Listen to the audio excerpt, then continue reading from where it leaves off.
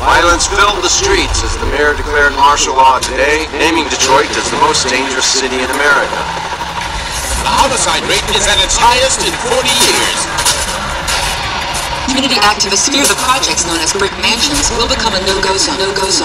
More protesting of the construction of the 40-foot wall that will separate brick mansions from the rest of the city. Police checkpoints will monitor all movement in and out of the brick mansions. 안녕하세요. 비어스팀의 발표자 장선웅입니다. 여러분 반갑습니다. 네, 여러분 이번 대회의 주제가 뭐였죠? 네, 바로 2050년에 대한민국을 상상하라 였습니다. 그래서 저희는 대한민국의 13구역을 한번 상상해 보았습니다. 표정들이 전혀 공감이 안 간다는 느낌이시네요. 남자분들 설마 하시는 그 영화 13구역 이야기 맞습니다.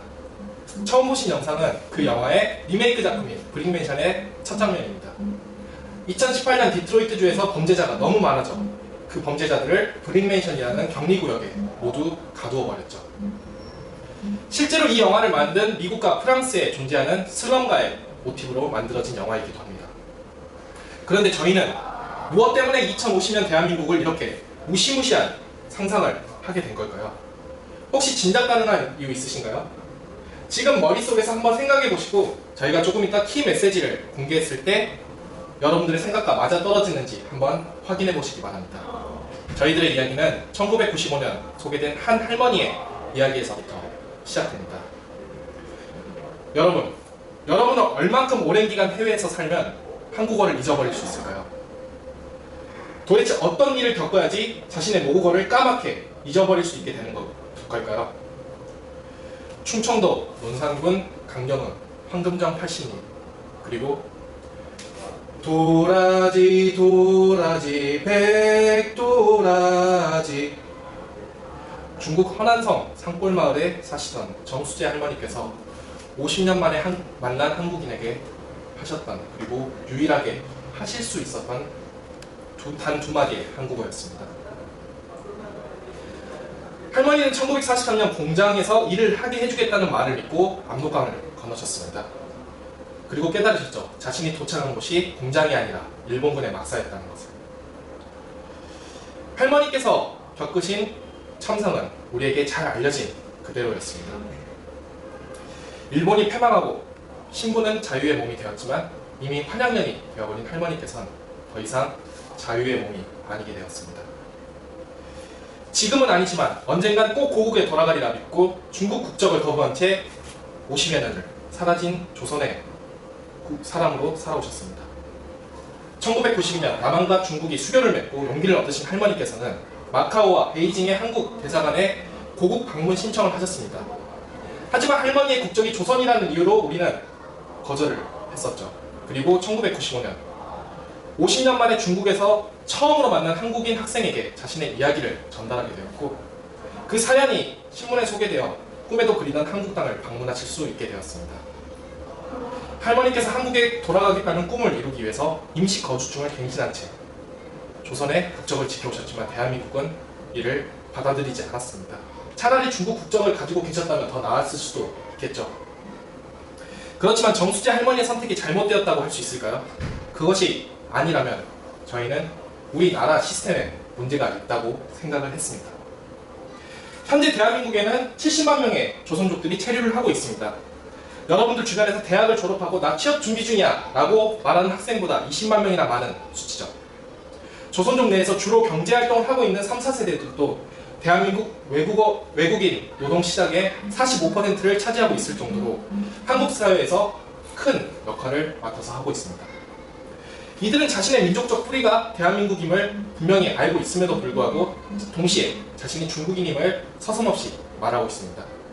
무엇이 그들을 중국인으로서 자랑스럽게 만들었던 걸까요?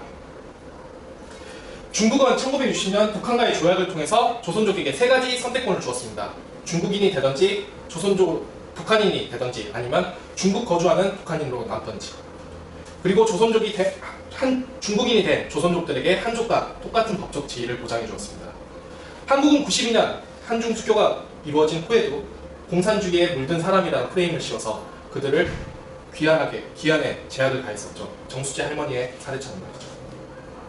기본적으로 중국 내에서 한족과 조선족의 봉급 차이는 없습니다. 오히려 최근에는 한국 기업의 중국 진출로 인해서 그들의 몸값이 더욱 올라가고 있는 추세입니다.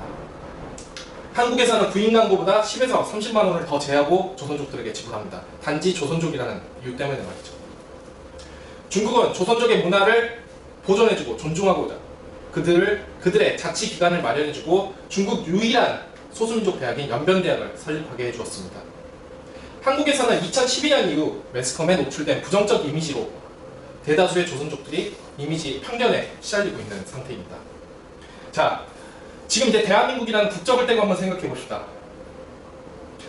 말로만 동포라고 하는 대한민국, 그리고 차별로 일관하는 대한민국, 그리고 일정한 민족 동화 정책으로 자국민과 차별 없이 대해주는 중국. 여러분들이 조선족이라면 어떤 나라에 살고 싶으십니까? 지금 현재 우리가 조선족에게 저지르고 있는 실수를 과거에 미국이 다른 민족에게도 행했었습니다. 노예제도 폐지 이후에도 백인 우월주의가 나와서 그들에게 차별을 계속하였고, 차별받은 흑인과 히스패닉들은 자신의 거주지를 형성해갔습니다. 그리고 그 거주지에서 그들의 적대적 인식을 쌓고 그들의 후손에게도 계속해서 그 인식이 물려져 가고 있는 상태입니다. 현재 조선족은 대한민국을 조국이라고 생각하고 힘들게 살아온 1, 2세대들이 남아 있습니다. 하지만 2050년이 가까워질수록 자신은 물론 부모님, 조부모님이 받은 차별을 보면서 살아온 3, 4세대들이 더욱 많아지게 될 것이죠. 이렇게 형성되어 있는 조선족 집단 거주 지역을 기반으로 우리들의 차별과 냉대는 좀 더 그들을 고립되게 만들 것입니다. 결국 2050년 서울 한복판에 통제가 불가능한 이런 격리조치 구역이 등장하게 될 것이고요. 여러분, 저희가 상상한 2050년 대한민국 이제 그려지시나요? 제가 만약 여기서 이 모든 상황을 해결할 수 있는 해결책을 딱 제시하면은 노벨상은 아니도 뭐 훈장 정도 받을 수 있겠죠. 하지만 저희가 내린 결론은 사람들의 인식을 단기간에 바꿀 수 있는 약은 존재하지 않는다 했습니다. 정수지 할머니께서 고국에 돌아오실 수 있었던 이유는 자신의 이야기를 다른 사람에게 전달했고 그들이 공감했기 때문입니다. 저희는 SNS 페이지를 운영하고자 합니다. 한국에 거주하는 조선족들의 이야기를 올려서 그들의 한많고 구구절절한 사연이 아니라 그들이 대한민국을 살아가면서 우리랑 똑같은 생각을 하고 살아가고 있다는 점을 상기시키고자 합니다. 이것이 저희가 제시하는 첫 번째 솔루션입니다. 두 번째 솔루션은 저희의 팀명과도 관련이 있죠. Be a Storyteller. 여러분들 이야기꾼이 되어주세요. 오늘 이 이야기를 여러분 평생 동안 5명의 친구들에게 전달해주세요. 그리고 그 친구가 또 전달하다 보면은 국사책에 쓰여있지 않는 이 조선족들의 비하인드 스토리가 계속해서 이어지게 될 것입니다. 상당히 낭만적인 아이디어입니다. 하지만 한 사람 한 사람의 노력이 우리의 미래를 바꿀 수 있는 것이죠. 저희가 상상하는 대한민국 13구역은 이미 우리들 마음속에서 시작되고 있었습니다.